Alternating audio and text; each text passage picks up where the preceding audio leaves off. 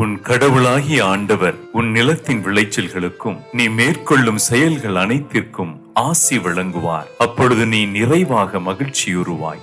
இணைச்சட்டம் புத்தகம் இயல் 16 இறைச்சொற்றொடர் 15.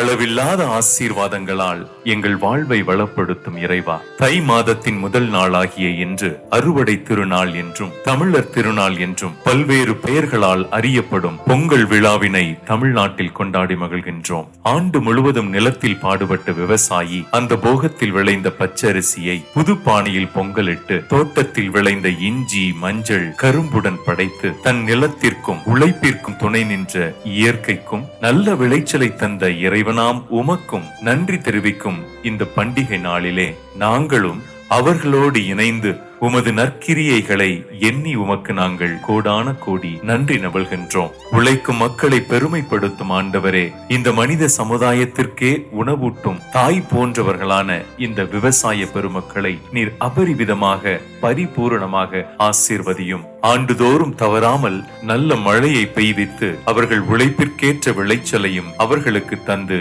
நீர்தாமே அவர்களை மனமகிழச் செய்தருளும். அவர்களும் அவர்களின் குடும்பங்களும் நல்ல முன்னேற்றம் காணட்டும். பொங்கு என்னும் சொல்லில் இருந்து வந்த பொங்கல் விழா வளம், செழிப்பு, மகிழ்ச்சி, ஆனந்தம் ஆகிய எல்லா நலன்களும் எல்லாரின் உள்ளத்திலும் இல்லத்திலும் பொங்கச் செய்யும் விழாவாக அமையட்டும். இந்த ஜெபங்களை எல்லாம் விவசாயிகளின் பாதுகாவலரான புனித இசிதோரின் பரிந்துரையில் எழுப்புகின்றோம். விண்ணப்பம் கேட்டு விரைவாய் பதில் தாரும் அன்பின் ஆண்டவரே, ஆமேன்.